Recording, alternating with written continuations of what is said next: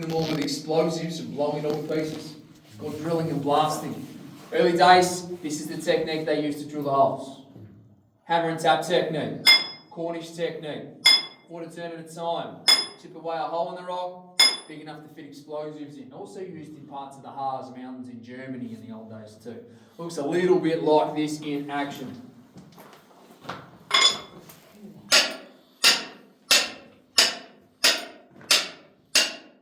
Now, I've been doing these tours for a while. That hole hasn't got any deeper.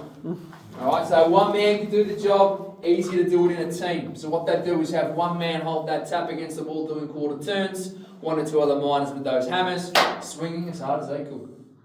Working in a team, 1 metre hole, 4 hours. You need at least 12 holes for an effective blast pattern. It's a slow process. And that's what miners had to do underground in the early days of mining until they had enough space to get compressed air lines down so they could run big pneumatic drills like these ones, that big compressed air run drills.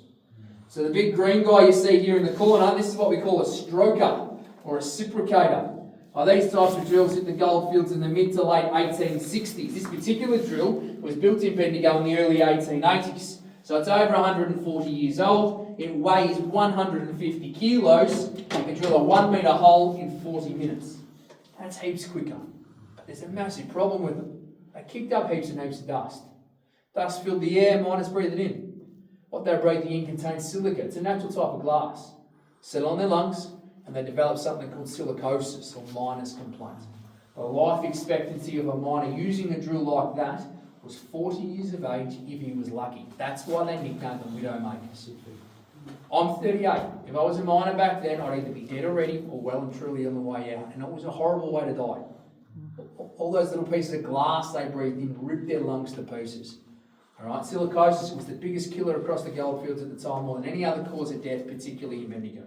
But you do have to give them credit because they figured out that all you had to do to get rid of the dust was to have a man standing here with a hose of water pointed at the hole. Only took roughly 20 years to figure that out.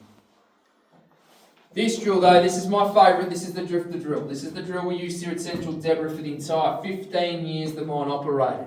Now drifter drills came along in the early 1900s, but what you crew need to know about them is that the drill steel, it's hollow.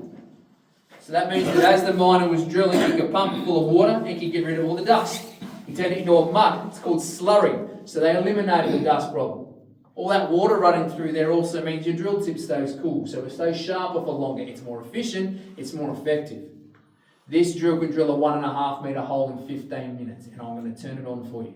But it's exceptionally loud. You're looking at about 113 decibels. So what I get you to do as best as you can is to block your ears for me. As best as you can, block your ears. Look in your